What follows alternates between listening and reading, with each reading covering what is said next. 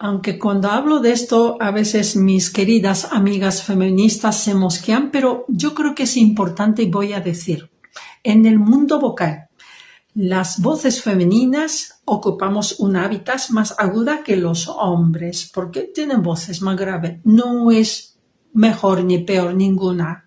Todos son válidas, pero diferente por nuestra fisionomía. ¿Estamos de acuerdo hasta ahí? Bien, en el ámbito de habla cotidiana, yo lo que observo muchas veces y voy diciendo a la gente para hacer una corrección de voz hablada, es que hay una tendencia de hablar las mujeres muy graves. Lo he observado más en las españolas. En Latinoamérica creo que se aprecia más en las voces agudas, pero como cada cultura tiene esta como valorización de como aceptación social, digamos, ¿no? En caso de española, a veces oigo personas así. Entonces, cuando una voz habitada en la tesitura de hombre, ¿qué feminidad podemos conquistar?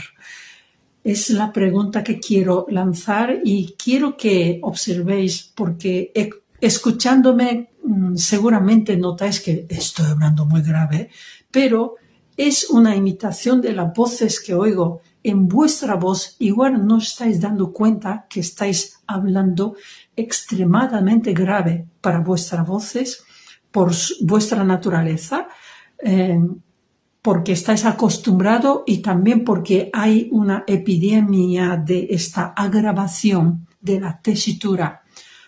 Yo creo que una voz habitada en la zona de lo femenino, lo que reclamamos de los derechos de las mujeres va a ser mucho más potente, más coherente y creo que es la forma que podemos cambiar el mundo de verdad, pero desde esta voz, ¿no?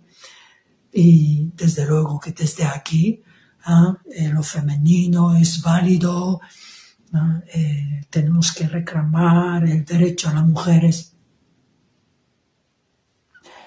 Me chirría. Aprendemos, cambiemos desde dentro, desde dentro.